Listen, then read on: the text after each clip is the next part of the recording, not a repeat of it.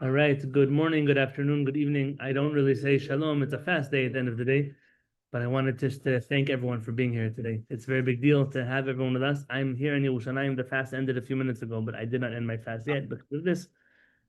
We are back by popular demand with Rabbi Yosef Zarnighian. For those who don't know Rabbi Yosef is one of the few people in the world that I trust entirely with Torah, with halacha, with everything that has to do with mitzvot.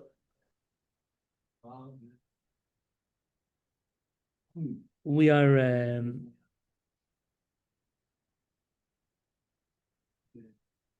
Amen.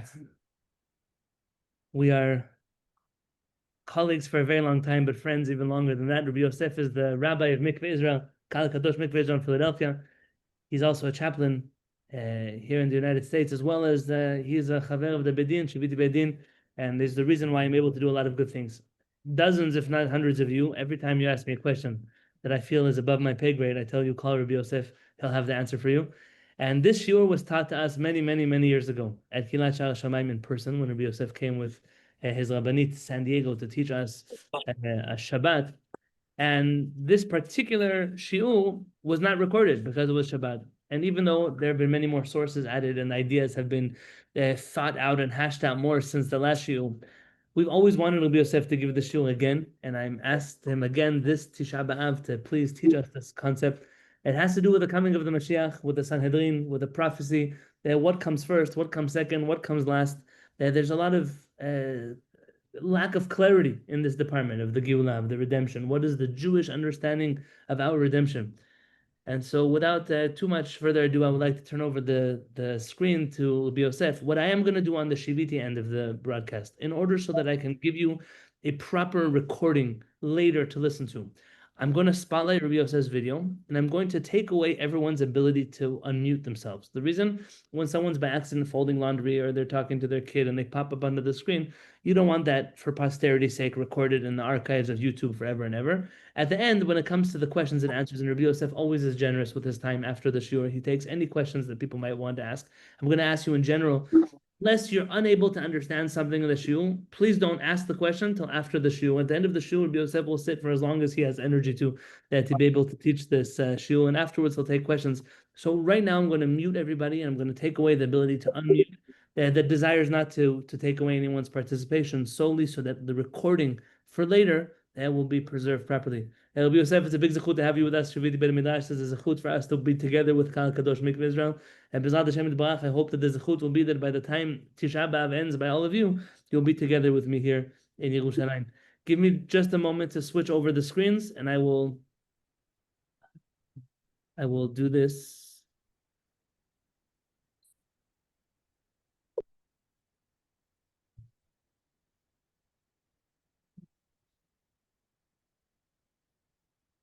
All right. I want to thank everybody.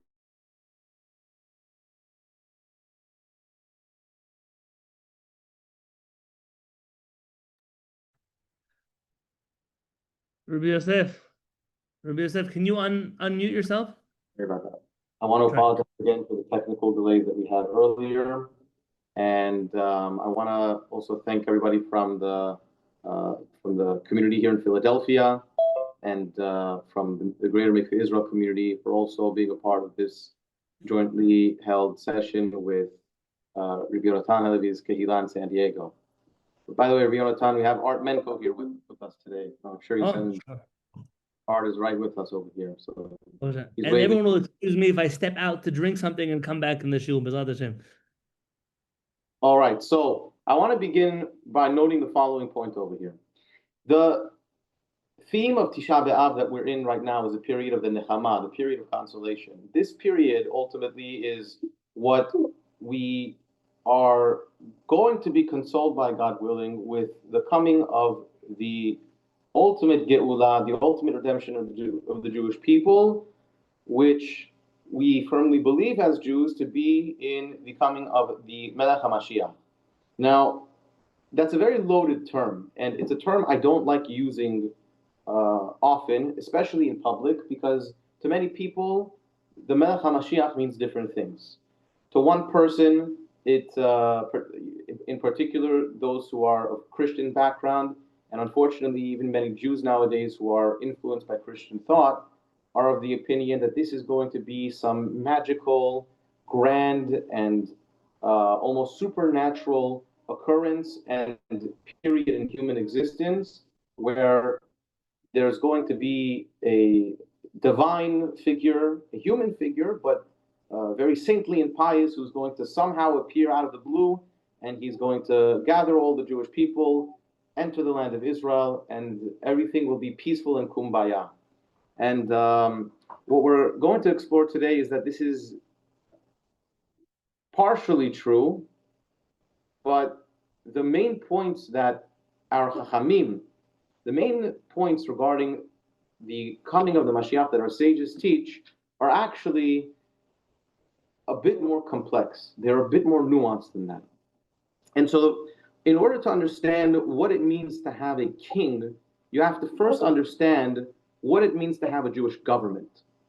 And for this reason, those who have access to our source sheets, you'll see that the source sheet is divided into three sections. It's divided among the executive office of the Jewish people, the office of the prophet of the Jewish people, and the office of the courts, the Sanhedrin of the Jewish people.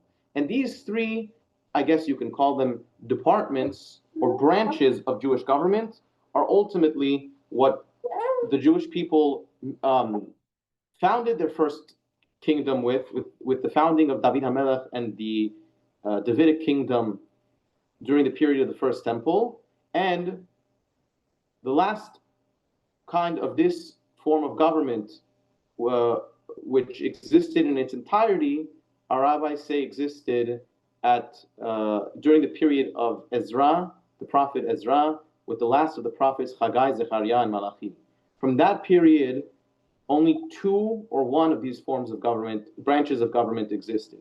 You had the kingdom, the monarchy, exist well into the period of the Second Temple, with the fall of Bar Kokhba, or Bar Kokhba, as he's famously called.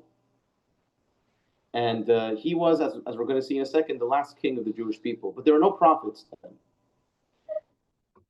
And then the court, the Sanhedrin, in some form or another, existed for some centuries after the fall of the Beit HaMikdash as well.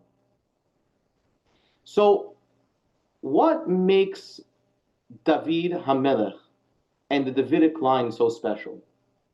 Why does the Melech HaMashiach have to be a descendant of King David? For this, you have to understand, which is source one, the book of Kings, book of Malachim says about King David, this is in response to King Solomon's wish to be prosperous. And so he's promised by God, Ve'ata, you, Shalamo HaMelech, King Solomon, in telech lefanai, if you follow me, God says, Kasher halach David avicha, just as your father David had followed me. In what way was King David special? He followed God and his Torah, betom levav uvyosher. He followed him in tmimut, like it says, Noach ish sadik tamim haya. Noach was a wholehearted person. Tamim is a word which superficially means whole or complete, but as our Chachamim teach, this means somebody whose inside is like his outside. There's no deception, there's no ulterior motive. It's a person who wholeheartedly means what he says and says what he does. And this reflected David HaMelech's actions, uvyosher, and he acted upright. He wasn't just, you could be wholehearted and also be a bad person. He wasn't a bad person. He was wholehearted and genuine, but he also followed God's Torah and his mitzvot. La'asot kechol asher tzivitzicha. To follow you, to follow all which I have instructed you, ukai mishpatai tishmon, my statutes and my commandments and precepts you shall keep. So, in very, very simple terms, David HaMelech was not just a mighty person. He was not just a brilliant general. He was also an upright and outstanding and wholehearted human being who led the example for the Jewish people by following the Torah in this manner. when we say that the Melech HaMashiach has to be a descendant of David HaMelech, we mean the same thing. We don't mean that he's just a genetic descendant. Genetics are nice, but he needs to set the example as David HaMelech did, and as God tells Shlomo, right? God makes Shlomo HaMelech's, King Solomon's kingdom conditional in the sense that he follows in the path of David his father. If you have your mic on, please mute your microphone. Thank you. So, Harambam in his Mishneh Torah describes the two facets, the two dimensions of the Melech HaMashiach, which we're going to see in source number 2. The first version of the Mashiach is the one that is often referred to and known by the public, whereas the second one is perhaps less, it's not as commonly known. But here, Maimonides writes in the laws of Teshuvah, in the laws of repentance, in the 9th chapter, he says as follows. He says something very beautiful about the days of Mashiach, the era of the Mashiach, which is unique only to this king and not to other kings of the Jewish people. This is important to know because you can have a king of the Jewish people, like Bar Kokhba that we mentioned earlier, who is not the Mashiach. So, what makes the Mashiach special? There's a spiritual component to it, and then a political component to it. Let's see what Harambam says about the spiritual component. In the days of the Mashiach, says the prophet Yeshaya, the entire world will be filled with knowledge of the Almighty. In the sense that Maimonides says in those days, we will have truth, accuracy, knowledge of Torah, knowledge of the sciences that bring one close to God and understanding His world. These things will be fluent among the people of the world.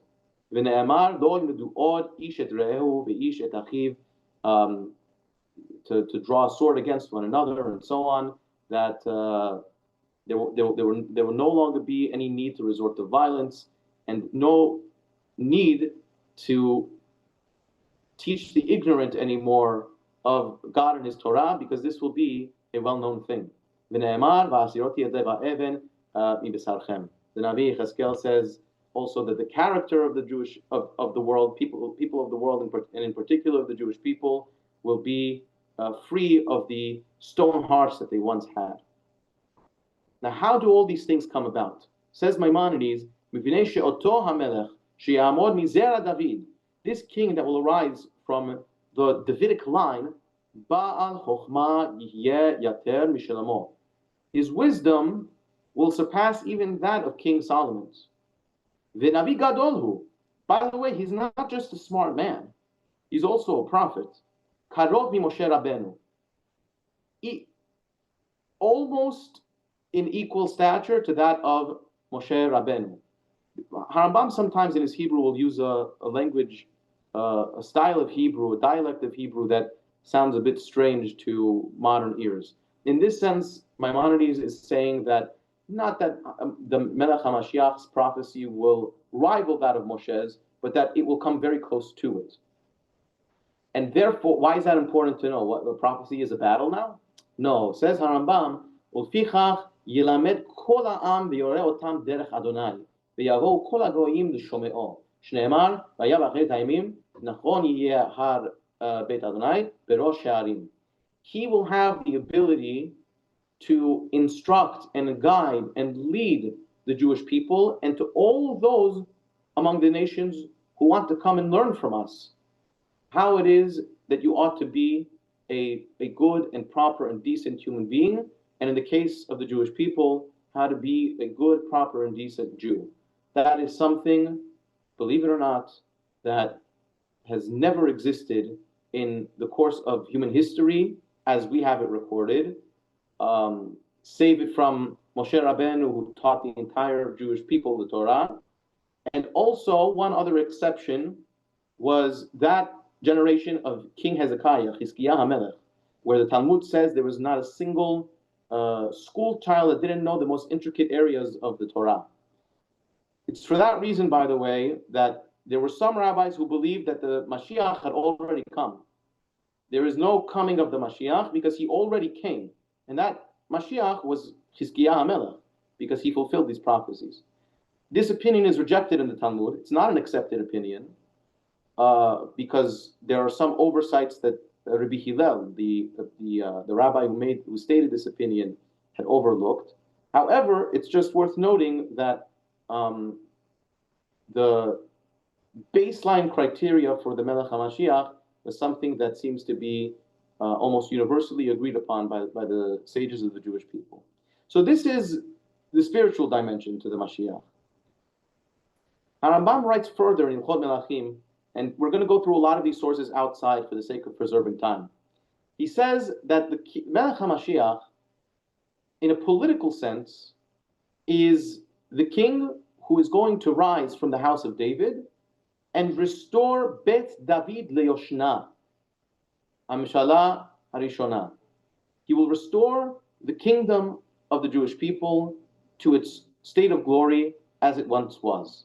Now, what does that mean, as it once was? Everybody can fantasize about some ideal state in history that is, maybe platonically it's very nice, but lacks any foundation in reality. So Harambam says, no, he's got to meet certain criteria politically as well. Boneh Mikdash, he will successfully rebuild the temple in Jerusalem. Kabetz Nidchei Israel, and he will gather the dispersed of Israel. He's also a great statesman in the sense that he is able to regather the dispersed of the Jewish people. By the way, a lot of people are also under the misconception that the entire Jewish people will return to the land of Israel in the days of Mashiach. We see from Harambam, if you read carefully, that's not necessarily the case. Right? One of his jobs is to bring the ingathering of the dispersed among the Jewish people. That means among them, not necessarily all of them.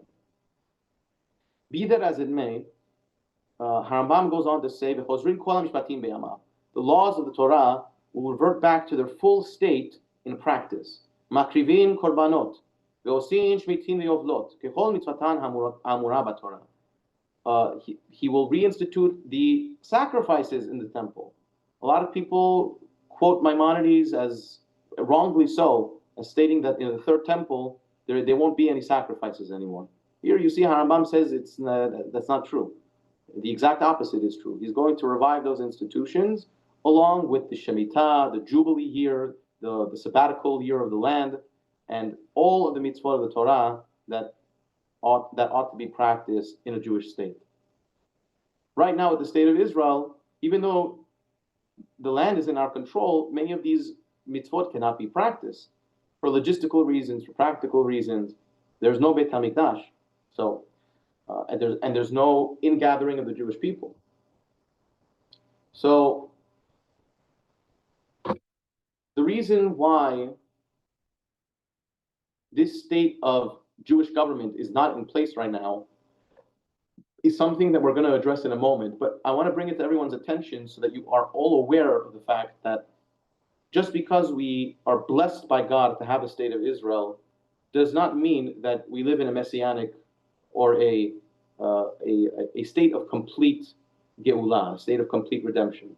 If that were the case, we wouldn't be fasting today, right? So Harambam goes on in the laws of Melachim and Milchamot, the laws of kings and wars. He goes on to say something very important, which is that the Melech HaMashiach has to present himself, it's true, as a prophet. It's true, he has to present himself as a king. But don't think for a moment that he has to be a miracle worker. Right? For example, in the Christian tradition, they believe that Messiah was not only a God, but they believed he was Messiah because he was able to perform all these miracles. So Harambam says, that's very nice. People could believe that. That's not a Jewish belief. And also don't think that he's going to come to reinvent the wheel or to raise the dead. He says, these are the things that fools say. These are foolish things. How do we know this is not the case? Says Maimonides, Rabbi Akiva, who was one of the greatest sages of the Jewish people, היה נושא כליו של בן כוזבא המלך, והוא אומר עליו שהוא המלך המשיח. Ben Kuzba, Bar Kokhba he was called, the last king of the Jewish people, who fell at the hands of the Romans, where shortly thereafter the city of Betar or Bet-Tor, as some say, and the temple in Jerusalem fell as well. He, the greatest sage among the Jewish people, Rabbi Akiva, was a sword bearer. He was an arms bearer for King Shimon Bar Kuzba. And he said he was the Melech HaMashiach. He declared him to be the Mashiach. Now, we know he wasn't we know after the fact that he was not the Melech HaMashiach, right? In fact, the Talmud Yerushalmi says that even if moss and grass would grow over your grave, Rabbi Akiva, he still wouldn't be the Mashiach. Why? Because one of the conditions of the Mashiach is that he can't be dead. Right? We don't crown dead people. So unfortunately, he was wrong. But why did he make this mistake? What led him to? This is a very important question, especially to those who are joining us from my community in Mikveh Israel in Phildelphia. Our community, you should know, was severely impacted by another false messiah in the 17th century, a false messiah by the name of Shabbatai Tzvi. If you don't know anything about Shabbatai Tzvi, please Google him, research him. This was a fascinating person. And he did something terribly cunning and incredibly bizarre to us, looking at the events after the fact. He was able to fool the greatest rabbis of his time into believing that he was a Mashiach, even though he was anything but. Says Harambam something very interesting. He and all the rabbis, we're going to see that's not true, but most of the rabbis of Rabbi Akiva's time believed that this was the case. Until he was killed in his sins. Since he was killed, then you know he's not the Mashiach. Okay? But what you learn from this, Harambam says, is that Rabbi Akiva did not ask for Ben Kuzba to perform any miracles. They didn't ask him to revive the dead. They looked for the signs that we saw earlier. Does he set the example in his practice of the mitzvot? Is he a wholehearted person that practices what he preaches? Is he a successful military general? All these conditions we're going to see were fulfilled by Ben Kuzba, but he failed in one department, and that's a department that no rabbi, no matter how great a sage may be, nobody could read the minds and hearts of man. Nobody can know what your inner character is like unless you show it. And that we're going to see in source number 5 was the downfall of the Mashiach, of Ben Kuzba. The Talmud Yerushalmi relates a very fascinating story regarding Ben Kuzba or Bar Kokhba's behavior. The Yerushalmi says when he would go out to battle, he would say, Lo tisod ve'lo tichsof. God, I don't need your help, but don't hide yourself either. Meaning, I want you, God. I know you're there to help us in battle, but I don't need you to be too involved. I got this. This is what we say in very plain terms, in simple English, arrogance. Yes? He was arrogant. Because of Bar Kokhba's arrogance, he would ultimately see his demise. The Yerushalmi goes on to say, to relate a very interesting story. I apologize, one moment.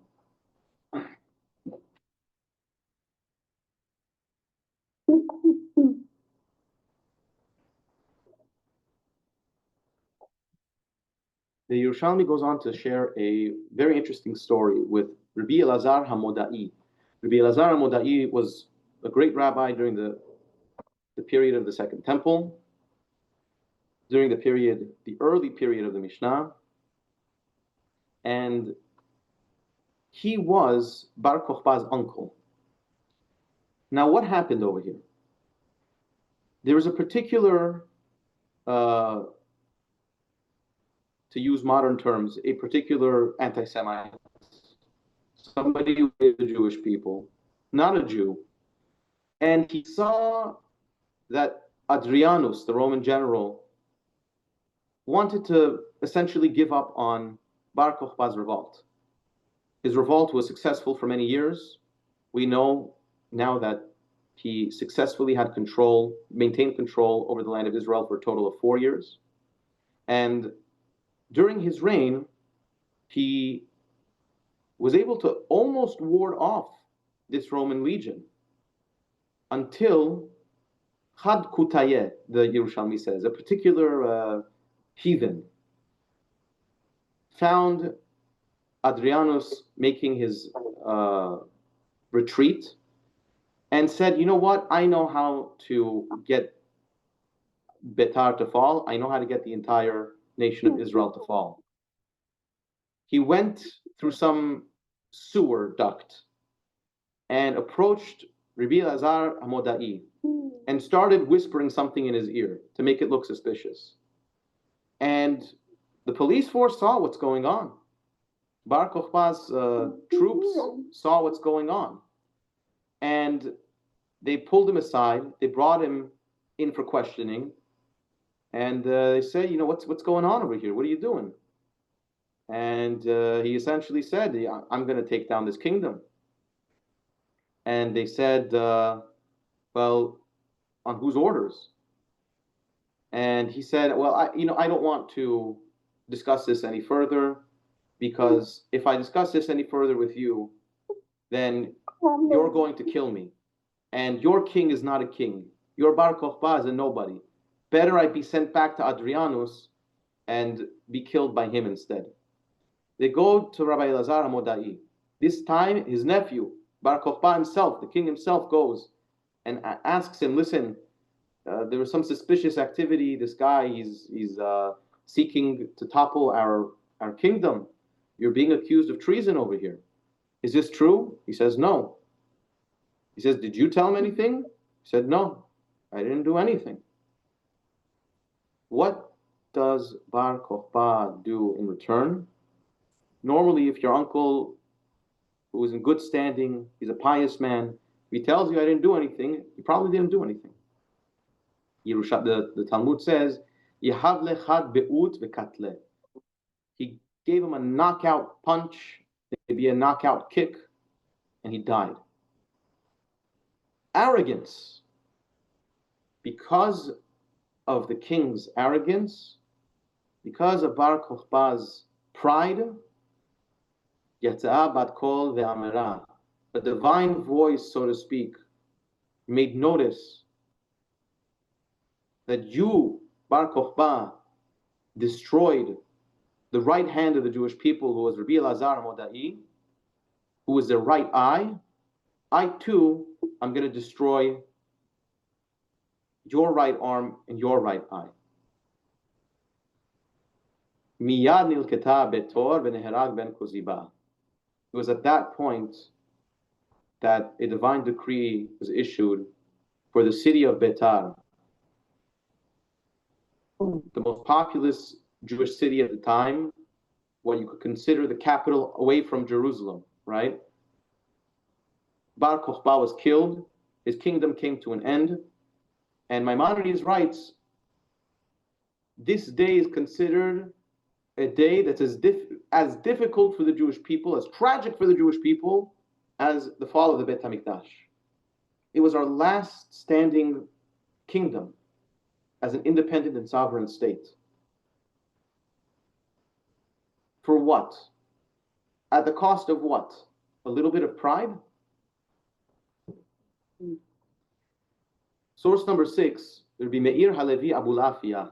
He was a great Chacham from Spain in the 13th century.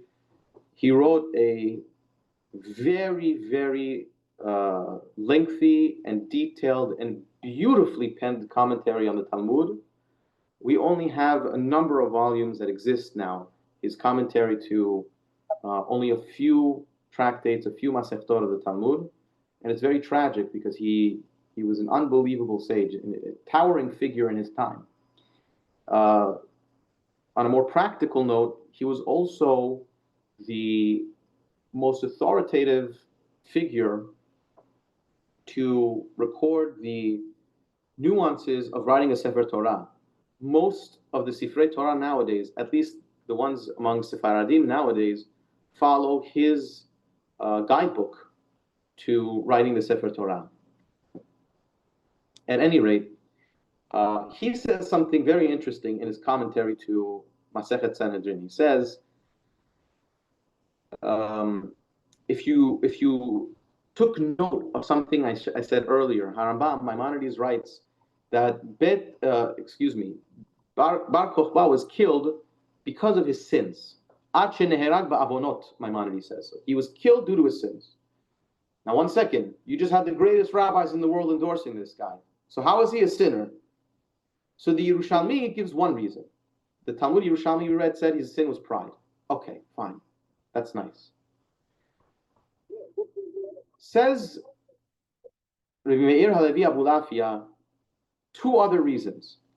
The Babylonian Talmud, the Talmud Bavli, does not give the reason of the Yerushalmi. The Talmud Bavli gives the reason that he did not fulfill a criteria that is needed of the Mashiach. One of the criteria that's needed, unlike other kings of the Jewish people, is that he has to be meriach vada'in. Literally, he has to sniff out the truth. That's what it literally means. In other words, the Melech HaMashiach is able to intuit certain things about people that cannot be intuited by normal people. We're going to see in a moment, one of the unique features of the Melech HaMashiach is that he will be able to restore the lineage of each and every single Jew. Who is really a Kohen? Who is really a Levi? Who is from the tribe of Yehuda? Who's from the tribe of, Zevulun? And this is important because, not because of tribalism, but because if you're a king and you want to reestablish the Commonwealth of Israel as an independent and sovereign nation, you also have to follow borders that the Torah draws up, and the borders that the book of Yehoshua draws up, which divide the territories of the land of Israel by tribe. Therefore, you cannot have the return of the Jewish people to their land if the Jewish people don't know where they can go in their land. Yes? So the Melech HaMashiach is also tasked with reinstituting Jewish lineage. Says Rabbi Meir Halevi Abulafia, they tested him. Mr. Bar Kokhba, which tribe am I from? Oh, I don't know. Is this Kohen really a Kohen or he's a fake Kohen? Oh, I'm not sure. So, once they saw that he was not Meriach Vada'in, Katluha, they killed him. Who is they? Not clear. According to the Babylonian Talmud's account, probably it means the Romans. Probably. Ikale Memar, an alternative explanation, says Rabbi Meir Halevi Abulafia, Navi Sheker Have. he was a false prophet. Deha Mashiach beruch hakodesh hu de murach vadain. It was through the king, the Melech HaMashiach's, the Mashiach's ability to use his ability of prophecy to intuit. He wasn't just some highly intuitive person. He had prophetic abilities. So if you claim to be the Mashiach, you by default are also claiming you are a prophet. And if you claim you are a prophet and you are tested and you are not a prophet, you are a false prophet. Says Rabbi, because he claimed something that he was not, he was deemed to be a false prophet and was liable for capital punishment as a result. So here we see two different versions of wrongdoings by our last king, Bar Kokhba, and why even the most righteous of people, even the most talented and qualified of people, can sometimes lose their privileges by either pride and arrogance or by simply lying. We're talking very basic things, by the way. These are it doesn't take a great deal of talent to not lie about being a prophet. It doesn't take a great deal of talent to avoid killing your uncle because he says, I don't know. But unfortunately, these things are easier said than done. Moving forward, Rambam writes that a person who meets the qualifications in character of the Mashiach is able to have the status of what's called Cheskat Mashiach. He can have the presumption of being the Mashiach without actually being crowned a king until he does something pretty remarkable. If he engages in war against all of the enemies of the Jewish people, wins those wars, builds the Beit HaMikdash, and gathers the Jewish people, so these are things that don't have to do with his character. These have to do with performance. If his performance review is beyond satisfactory, then he says, Maimonides says, he's truly the Mashiach. Next time, if you're ever asked by a Christian, why don't you believe Jesus was the Messiah? You could say, no problem. I'm waiting for these things to happen. We'll talk then. We're going to skip source number 8. We discussed a lot of these points outside already. And Rambam in source number 9, also we discussed outside. Basically, Maimonides makes the point over here, a very, very important point to keep in mind about the days of the Mashiach. The world will not have any supernatural tendencies to it, except for the tranquility of the Jewish people in their land. That would be, if you ask me, that's also a supernatural thing, but not one that necessarily defies the laws of physics or anything like that. So Maimonides says, even though there are some who believe that the world will operate in a somewhat of a supernatural state, this is not the case. Olam keminago olech, you're still going to have, for example, people who need to go to work. They're going to have to make money. They're going to have to pay taxes. They're going to, probably get into circumstances where they may get into a fender bender. They might get sick. So olam keminago olech. Don't think that just because the Jewish people will be redeemed one day, that this is going to change the universal laws of how things work for the Jewish people or for any human being for that matter. This is a topic that's debated in the Talmud, but Maimonides, Rambam codifies this position as the standard position. Now, source number 10, very important, very important. Rambam says something that you have to know how to read the Mishneh Torah. You have to know how to read Maimonides in order to understand what this means. He begins by saying, Yireh mipshutan shel divrei hanvi'im. It appears from the straightforward reading of the prophets and what they say about the Mashiach the following. Maimonides writes in one of his letters, anytime I use the term "it appears," that's my opinion. I don't have explicit proof for this. It's my understanding of the sources that the following will take place. That in the beginning of the era of the Mashiach, there will be a war. This war we read about during the holiday of Sukkot and Haftarah. It's known as the war of Gog and Magog. Who's Gog? Who's Magog? I don't know. There's going to be a war. But before this war, Yamod Navi Israel Yasher Yisrael Ulachin Libam. There will be a prophet who will arise to straighten the hearts of the Jewish people, to prepare their hearts, to make them decent, so that they can merit the coming of the Mashiach. Says Maimonides, he's not going to come to make the pure impure, to purify the impure, to make something kosher not kosher, or to make something not kosher kosher. He's not going to do any of these things. Instead, he is going to simply be the moral character towards whom the Jewish people look for guidance, so that they can straighten their hearts as human beings, and so that they can come closer to God through observance of His mitzvot, so that God will grant them in that merit the ultimate coming of the Mashiach.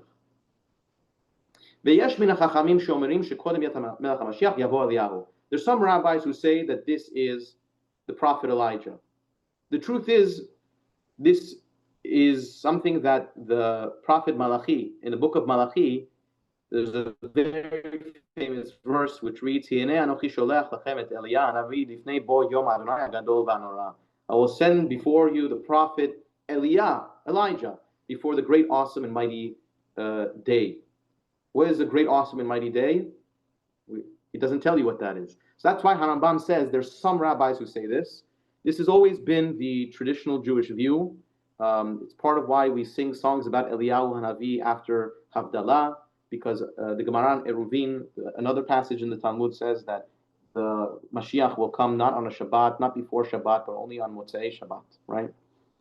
This is a custom recorded in a book known as Sefer HaManhig. It was a custom already in 12th century Spain. Sephardim always prayed for the arrival of Eliyahu upon the conclusion of Shabbat. So this is a very ancient minhag. It's not something to dismiss lightly.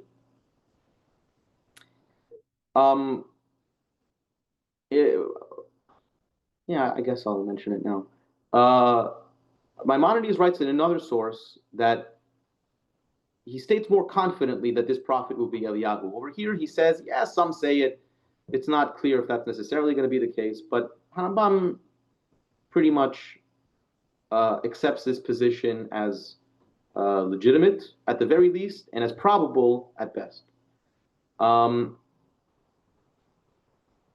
Very important point he makes here. He says, don't put a timeline to the Mashiach. Don't pretend like you know what's going to happen.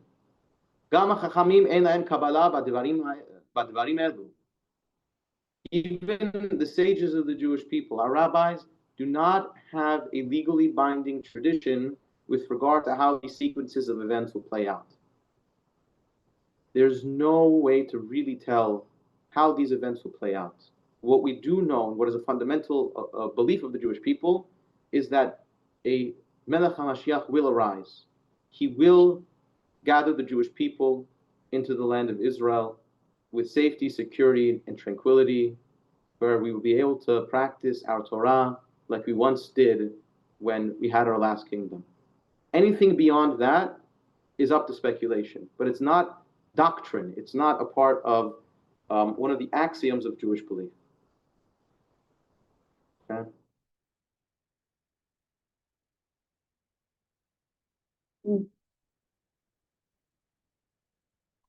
Source, we're going to skip source 11. Source 12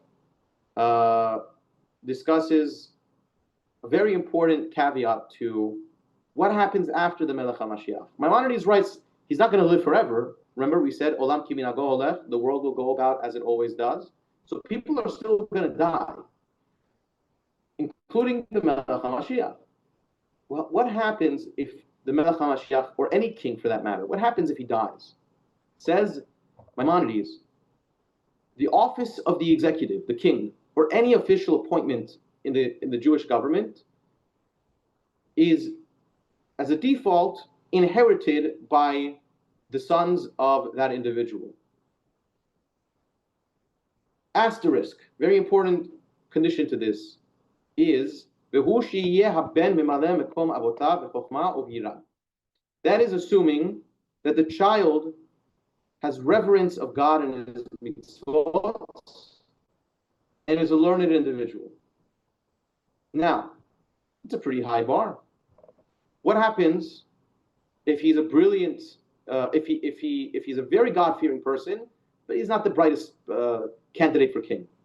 Says Maimonides, no problem. He still gets the rights to being king. We'll teach him. He'll grow into the role. Don't worry about it. But if you're missing Yirat Shamayim, if you're missing reverence for God and his mitzvot, in simple English, we would say integrity. If he doesn't have integrity with the notion that he's always accountable to the creator of the universe that has endowed him with this office, then he does not inherit that role.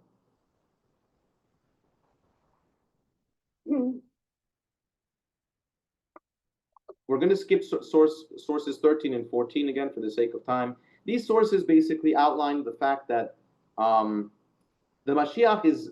How do we know that the Mashiach is an official role, an official office in government? The Talmud Yerushalmi says, if you take a look at the different offerings for committing a sin inadvertently, there are two types of offerings that are brought. There's a male goat and a female goat.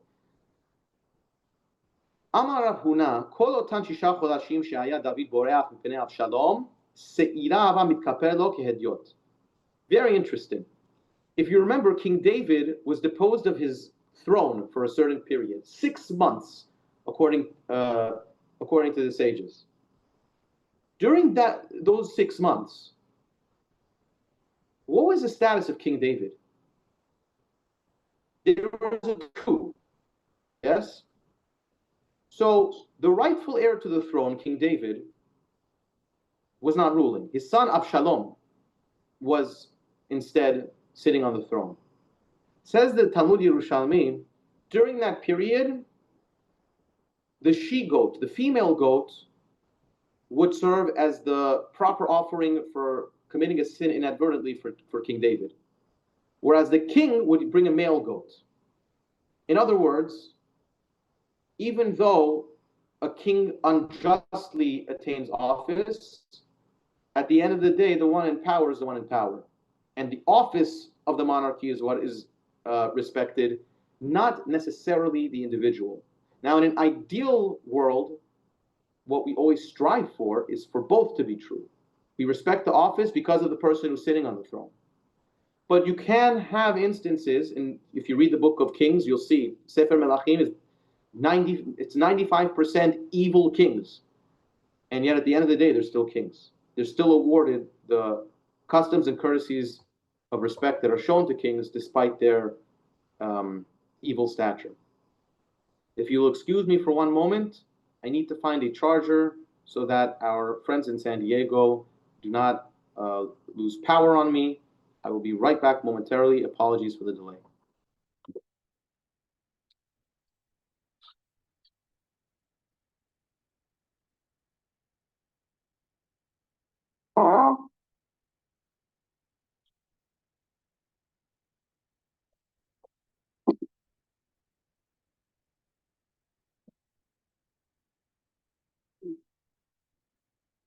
All right.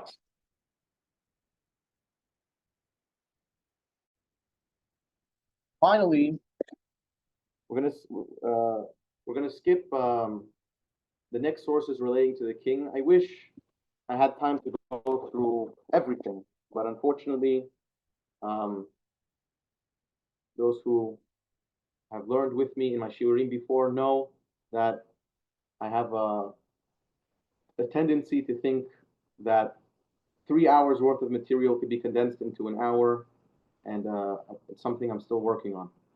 So the next series of sources talks about the office of the prophet.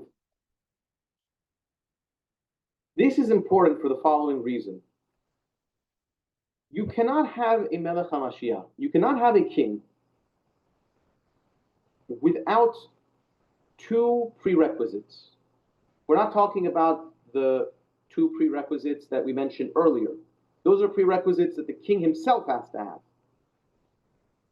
But before you can even talk about a Mashiach coming, Maimonides writes, source 18, in the Laws of Kings and Wars, En ma'amidin melech techila. If you're starting from scratch and you don't have a king, you cannot appoint a king. El al pi bet din shel shivim zekenim ve'al pi navi. You must have a Supreme Court of the Jewish people of 71, and B, a prophet. Like Joshua. Joshua was appointed by Moshe Rabbeinu, the Torah tells us, and the elders. Moshe Rabbeinu and his court, as we would say, for lack of better terms. Shaul, and like King Saul, the first king of the Jewish people. David and King David. Shemina otam Shemuel haramati uvetino. That Shemuel, the prophet Samuel, appointed along with his court. This is an important point to keep in mind, because a lot of people believe that you can have a Mashiach just like that. He's just going to appear out of thin air one day. And that's not true. It's just simply not true. If he is a political official, then he has to be appointed as a political official. He's also a spiritual figure. Absolutely. He's also a prophet, yes. But you cannot have somebody who sits in an office of Jewish government without being appointed. And so Maimonides says that you need to have these two criteria in place before he is appointed. I'm going to talk about sources 19 and 20 in a second, but I want to jump to source 21.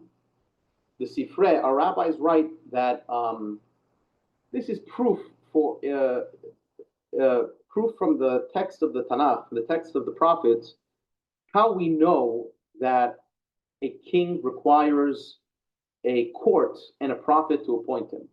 Maimonides says this, quoting a prior source, the Tosefta, but where is that alluded to or stated in the Bible?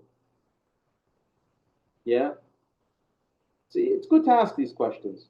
I once had a discussion with a couple of evangelical Christians about this, and the question stumped me. I had to look into it, and that's part of what led me to first discussing this source back in, as Rabbi Halevi said earlier, in San Diego some 3-4 years ago.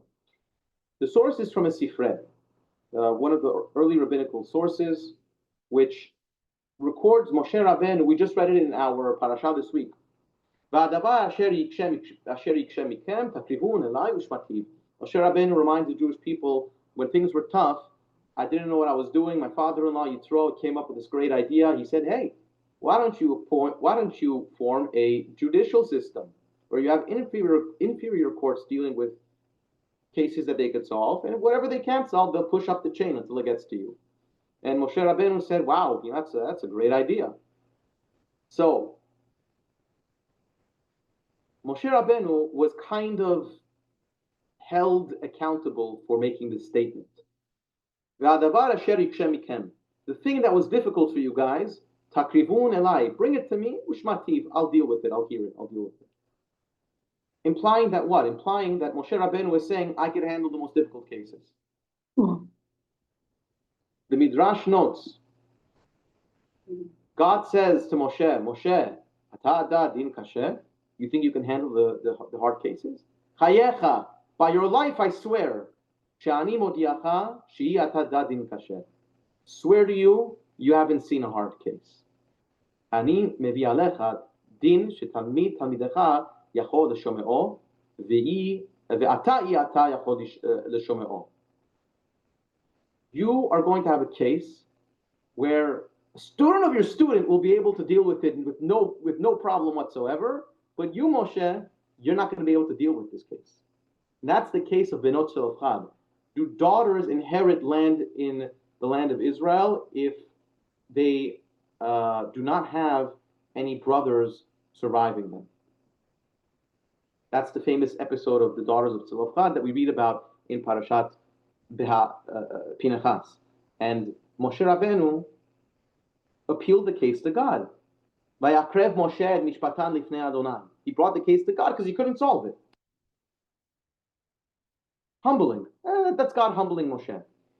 That's not the point I want to discuss, though. The point is, Kayotzebo, says the Sifrei.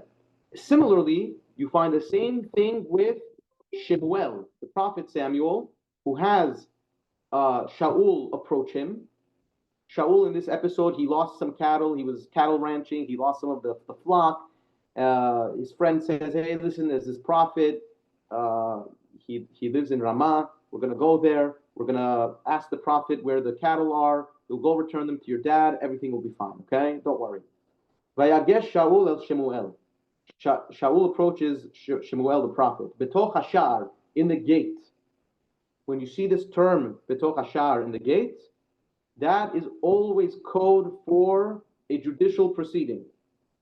Like we see this in, for example, by the wayward and rebellious son that the Torah talks about in the book of Devarim. It says that the parents have to bring him, vehotziu oto, they bring him el zikne iro ve'el shar mekomo, to the elders of the city and to the gate of his residence. So this is, as our rabbis note over there as well, this is in reference to where the court stood. Rabbi Samuel David Lutzato, the Shadal, in his commentary to the Torah, says that from an etymological point of view, the reason why Shaar, gate, is synonymous for court is because historically, courts not only dealt with religious disputes, they more often actually dealt with monetary disputes, business disputes. And the city gates were typically where the marketplace stood, where you had the bazaars and the merchants and the trade. So if there was a problem, they were able to bring it to the court immediately, and it was solved right then and there. So that's kind of like the origin story of why gate means court. But you see from here that Shaar, Betoch HaShaar, Samuel appointed Shaul as king, not as a rogue prophet, but Betoch HaShaar, within the court, within the judicial proceedings that need to take place in order to appoint a king.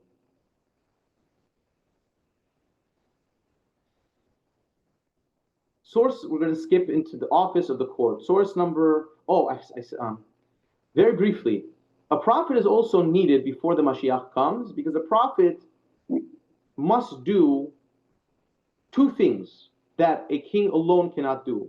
Although I suppose if the Mashiach is a king, then is a king and a prophet, he can also fulfill this. But generally speaking, you need a prophet to reinstitute the temple.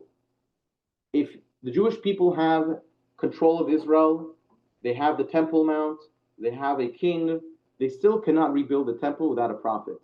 This is based on a Gemara, a passage in the Talmud in Zerachim, and the Sifrei also says, "L'shichnot hidrashu uvata shama." You shall, this is God telling the Jewish people in the book of Devarim. He says, "You shall seek out His presence and go there." How do you seek out God's presence? Derosh umtso al pi navi. You have to seek Him out through a prophet, and you have to make an effort. Just like the book of Shemuel talks about David HaMelech trying to use his best guesses to figure out where God wants him to build the temple. He made the effort. God, through Natan Hanavi, said, nope, nope, nope, nope, not here, not here, until it was this lowly threshing floor in the Yebusite territory, which we know to be Jerusalem now, right? So you need a prophet to guide you in establishing where the temple is going to be as well. Now here is the final point I want to leave off. Final couple of points I want to leave off with today. Shaar Teshuvah. This was a work by the rabbis after the period of the Talmud, known as the Geonim. The Geonim, from approximately the 8th century or so. This is a collection of their responsa, questions and answers that were sent to them. And here, the Geonim talk about something very fascinating that a lot of people also do not consider. V'gam otot shel nevi'im. The signs that are needed for a prophet to prove himself. A prophet cannot just walk up one day and say, hey, guess what? I'm the prophet Elijah. If somebody does that, you're going to, call the police, have him, committed into a psychiatric ward, and, you're going to get them the mental health they need, right? So you cannot just claim you're a prophet. You need to prove it. You have to prove it. Who is the qualified body to review a prophet claiming his credentials or demonstrating his credentials? Say the Geonim, that's also done by a Sanhedrin. The Sanhedrin thoroughly investigates the acts, the wondrous acts that a prophet does to prove himself, whether those are miraculous physical events or whether those are prophecies. Right? A Sanhedrin, for example, is tasked in verifying the authenticity of a prophecy. Maybe the guy is a con artist. Maybe he has a mic in his ear. Maybe, I don't know. He could be saying things from God knows where.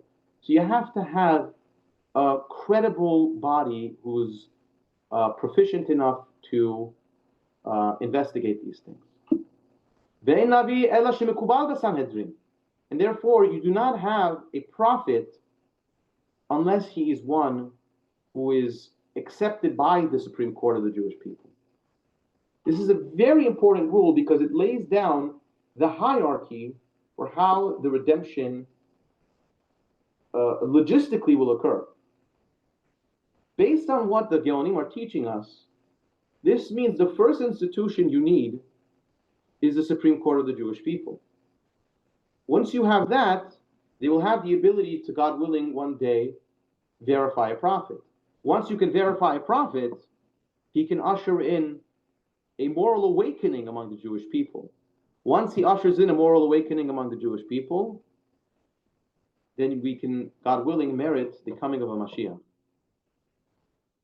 If you don't believe the Geonim, there's source number 25. There's a very, very good, it's in English, by the way. A couple of translations of it exist. It's called Masa'ot Shel Rabbi Binyamin, known as the Journeys of Benjamin of Tudela. He was an early Jewish explorer, traveler, and he catalogs his encounters across Europe, North Africa, and the Middle East in great detail. Really, I mean, a wonderful, wonderful work to go through. And over here, he talks about a Persian false messiah. His name was David al-Ro'i. And he's not the first false Jewish Persian messiah to appear, by the way.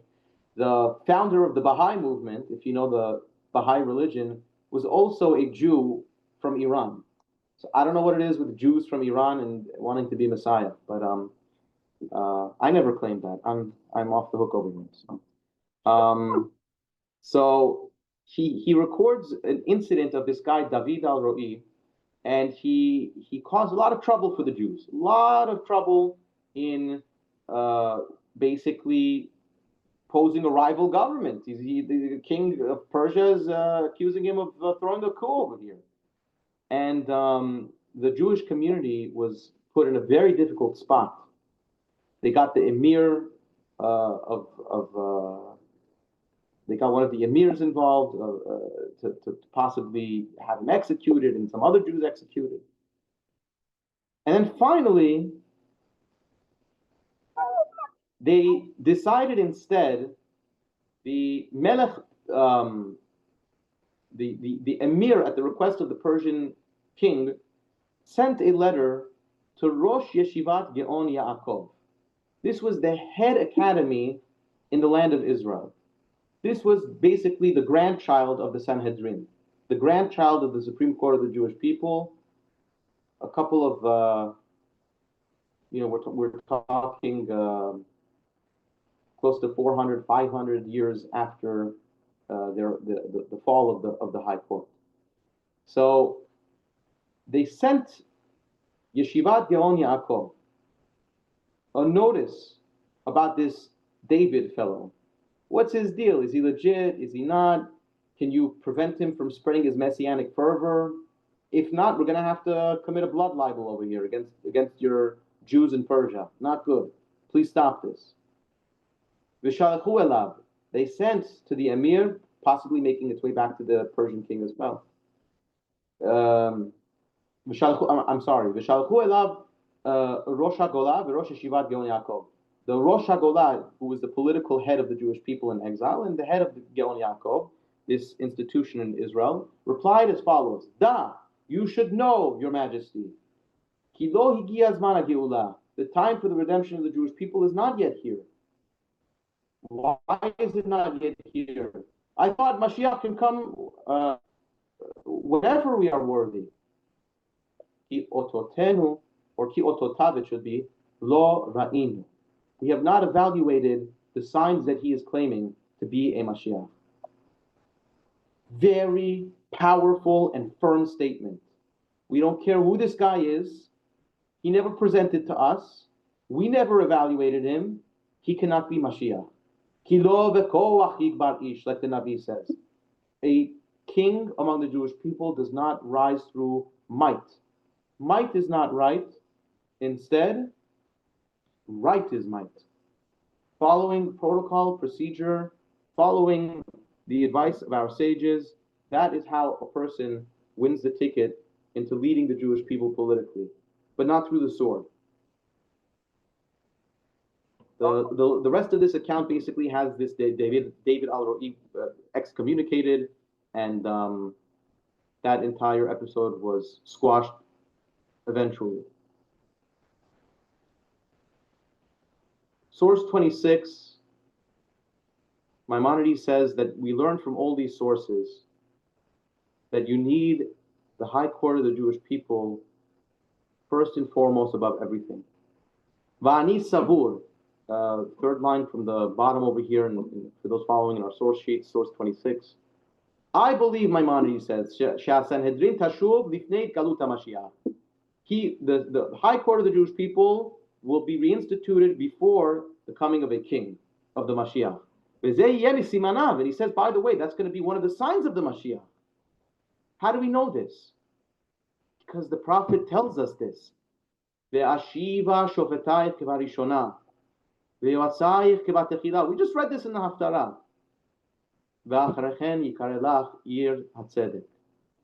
Once I restore your justices as they once were, your advisors to their original state, only then can you be called a righteous city? Can you be called a sovereign people? Can you be called a righteous people? This will undoubtedly occur when God makes the hearts of our fellow human beings and our fellow Jews fit for this.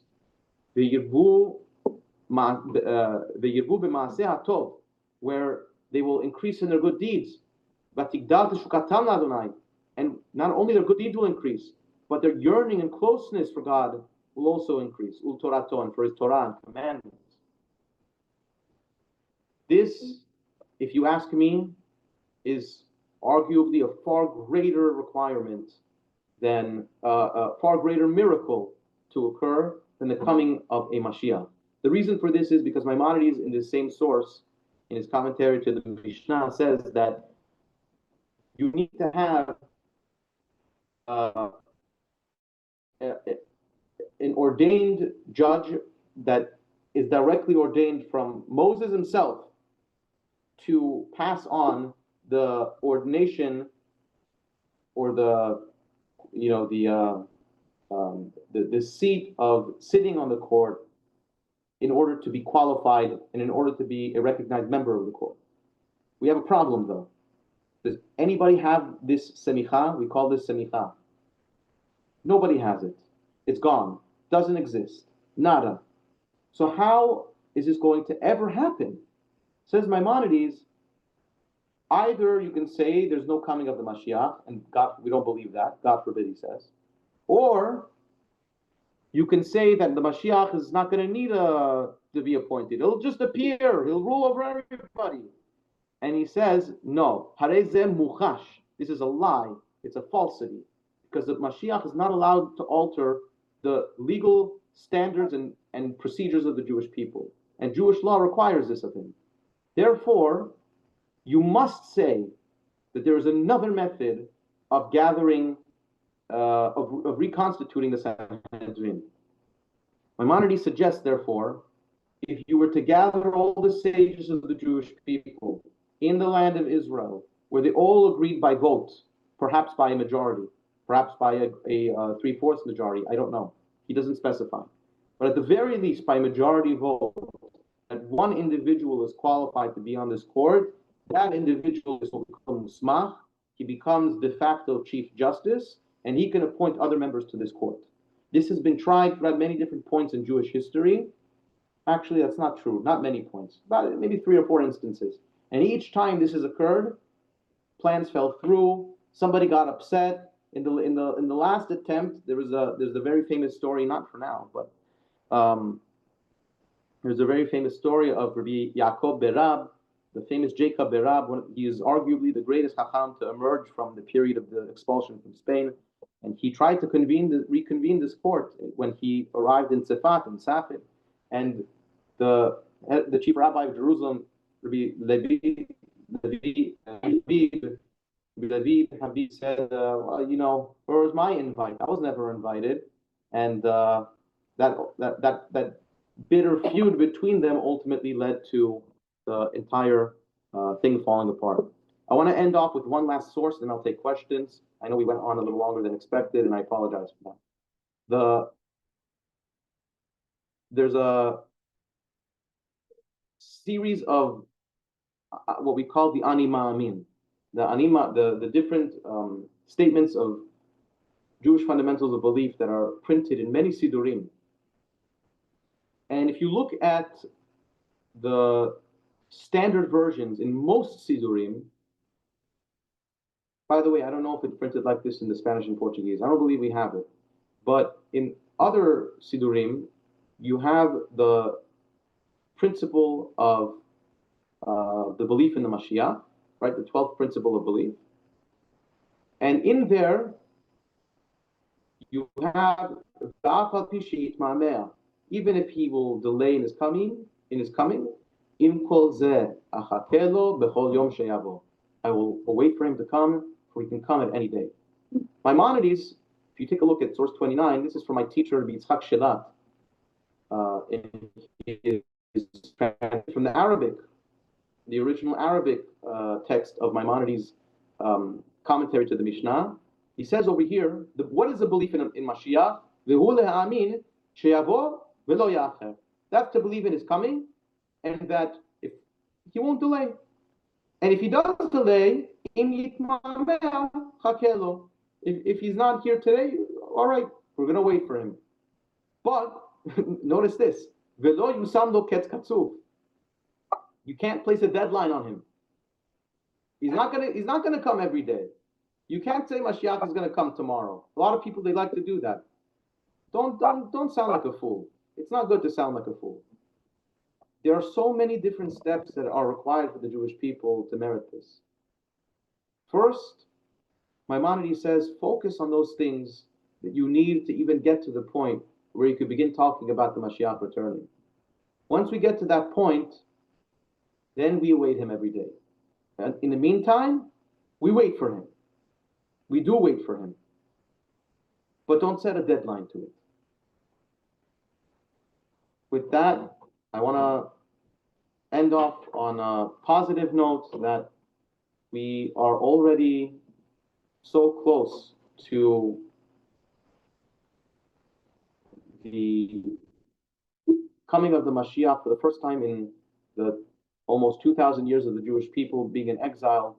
We have Eretz Israel in our control. We have the land of Israel in our possession. We have the ability to visit freely. We have the ability to buy property there. We have the ability to practice mitzvot there. All these things are in our grasp. If you were to tell somebody that this would be a reality, even 70, 80, 90 years ago, I mean, you would get laughed at. If you told somebody 100 years ago that you're going to spend 2 weeks at a resort in the Dead Sea, first they would ask you, what is a resort? And then secondly, they would say, you're nuts. The Dead Sea is called the Dead Sea because nothing lives there. And you want to tell me you're going to be at a resort? That's what happens when the Jewish people return to their homeland. This is not a dream.